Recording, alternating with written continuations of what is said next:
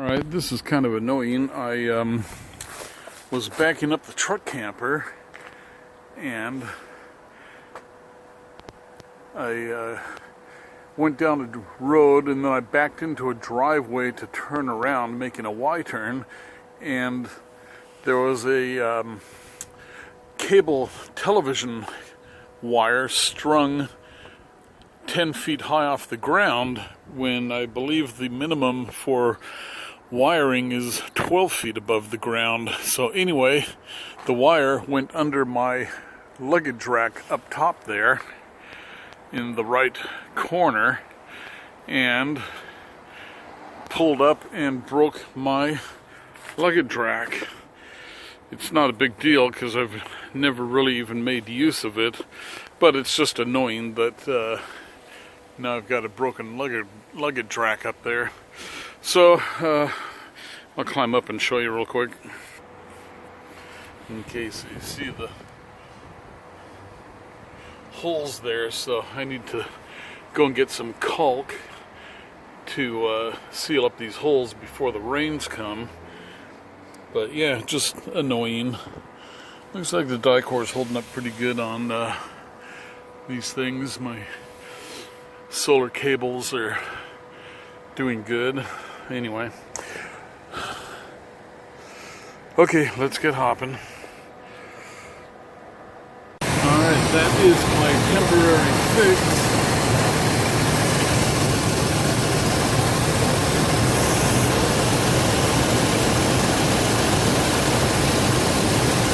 For the radiator, and what I have is high temperature RTV black silicone gasket maker there, and then over the crack in the top of the radiator tank I sanded it, cleaned it out real well, and then I rubbed the RTV into the crack and around the area, and then I took a strip of fiberglass mesh tape, not wallboard tape, but a fiberglassing tape, and worked that into the RTV and then put RTV over it. So there's a solid strip of polyester fiber embedded in the RTV over the crack. So hopefully that will work as a seal until I get a new radiator. And all I'm trying to do is prevent the leaking that was coming from this location, and I can still leave the top loose on the radiator cap, and that way no pressure will build up. And right now the tank level is about an inch low, but it is still higher than the heads and the heater core. So we have full engine cooling, and so yeah, when we get back, then I will put on a new radiator. Kind of stupid that the thing would break. So here are my soldered battery connections, and you can see that they're still holding up pretty good. No sign of corrosion or wear, just oxidation on the surface of the soldering, but everything's holding up really well. Good contact, no problems.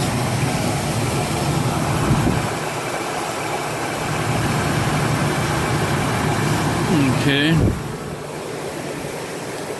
and here's the other thing over here. There's my constant duty solenoid switch that powers the truck camper off of the 4-gauge battery that comes direct off of the alternator. And then I just have this little lonely 30 amp fuse with a 10-gauge wire connected to the 4-gauge, and I still get good charge out of it. It's a 30 amp charge. kind of acts as a limiter, overcurrent limit for the batteries, and also it will protect the alternator from excessive current, because you can have a condition where your truck camper batteries are really low, and then your alternator is going to see that as a low resistance load and put a lot of current into those batteries, and it's possible that your alternator can overheat from that demand and blow out your power regulator, voltage regulator.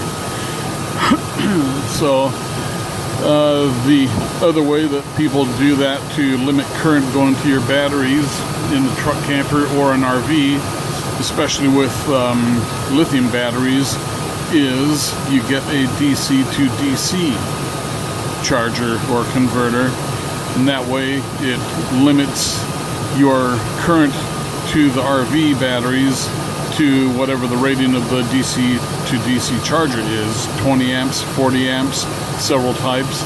So anyway, there's a quick little informational tidbit for you.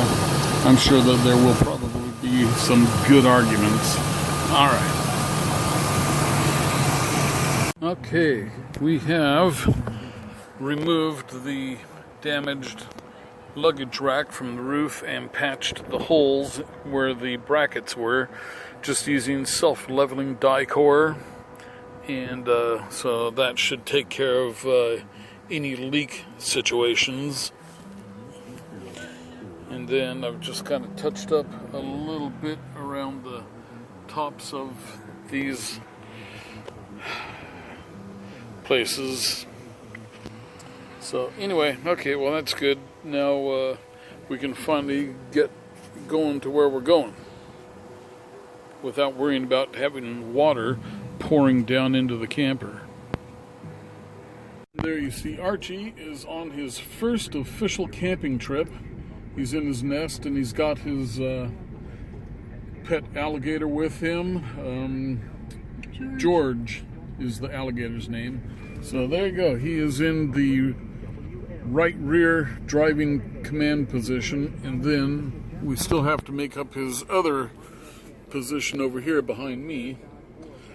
That was Charlie's spot, was behind me. So there you go. Okay, so we are getting ready to head out from Costco, just fueling up here. There's little Archie. I said for the third time it's up here. And so Archie has completed his first transit in the truck camper. So we've got his fancy food dish here. It's got water and food, and then a catch basin under it. We've got his litter box over there.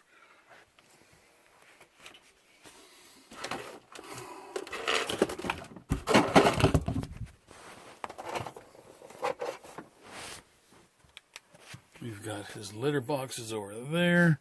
His carrier is here. And the pass-through window is open so he can go up front or hang out back here with the humans. So he's got his kitty bed there. Arch. So he's very interested. He's got kibbles here. So let's put the kibbles there. He's still not into food yet, though. He's still figuring things out. Want down? There you go. There's the step.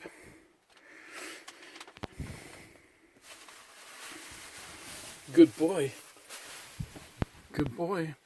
So he's still figuring it out, but he's been really good about it. Oh, yes, I think I'll opt for the food.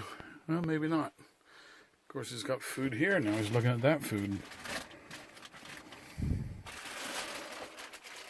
Okay, so we're just kind of getting situated here.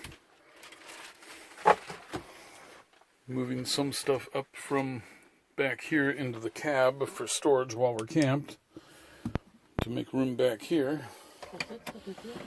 Okay. Obviously, it's still a disaster, but that's truck camper life. In the daytime, it goes up on the bed, so you can use the table.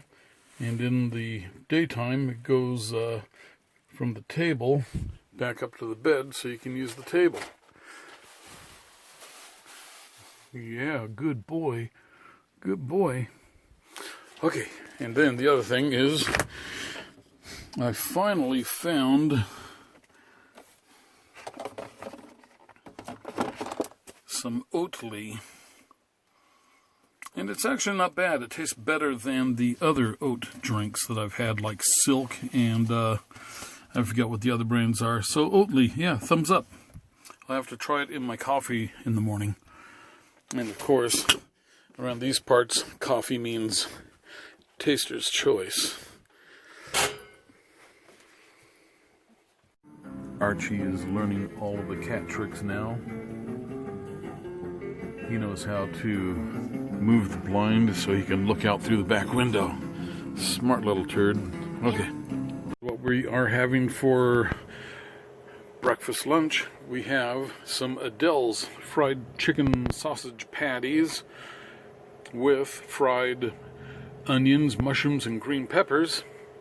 And the patties are over shredded Mexican 4 cheese on top of some fresh baked como bread. So these are going to be pretty tasty. We'll eat that pretty soon.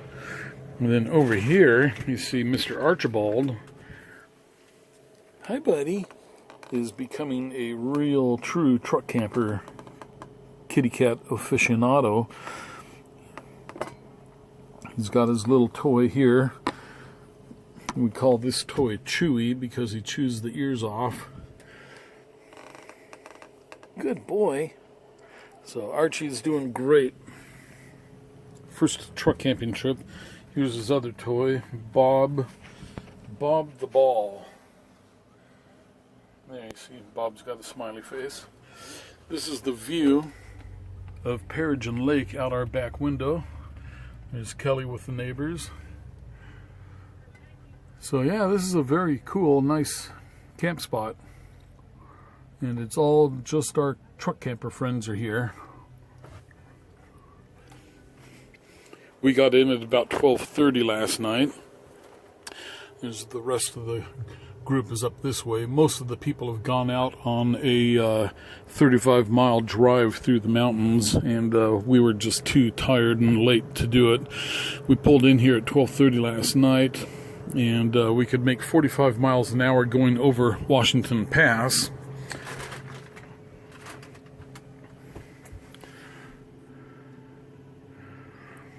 Then I did my radiator repair, and that held up. We're not using pressure in the radiator right now because it would probably blow out my repair, but we do have a full tank in there, so the coolant level is completely good. Got the fresh new engine oil in.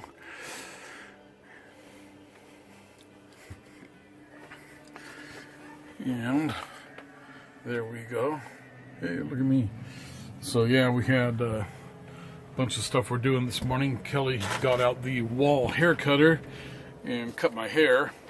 And then she realized that she had the angled ear trimmer pieces backwards, and so she kind of sketched the side of my head because she had the angle up instead of down to follow around the ear.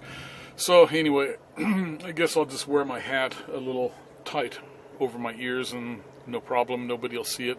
So anyway, yeah, we are getting ready to do truck camper stuff here, go out and meet some people. So I will talk to you later. We are watching this guy here on a hydrofoil. And it looks like he has a battery backpack that he wears, and then a cable that goes down to power the... I don't know what that thing is. It's like a little surfboard or wakeboard with a hydrofoil under it. So pretty cool. He's been going back and forth across the lake with it.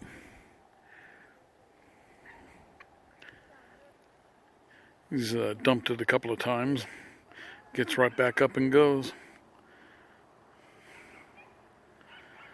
And so while we're looking around, there is the hills around the area, Peregrine Lake. It's a very nice, pretty little spot. Got a bunch of nice people here. I might grab my fishing pole here later on and try fishing off of this dock. As you can see, I am in the comfort position. So he's way out there now.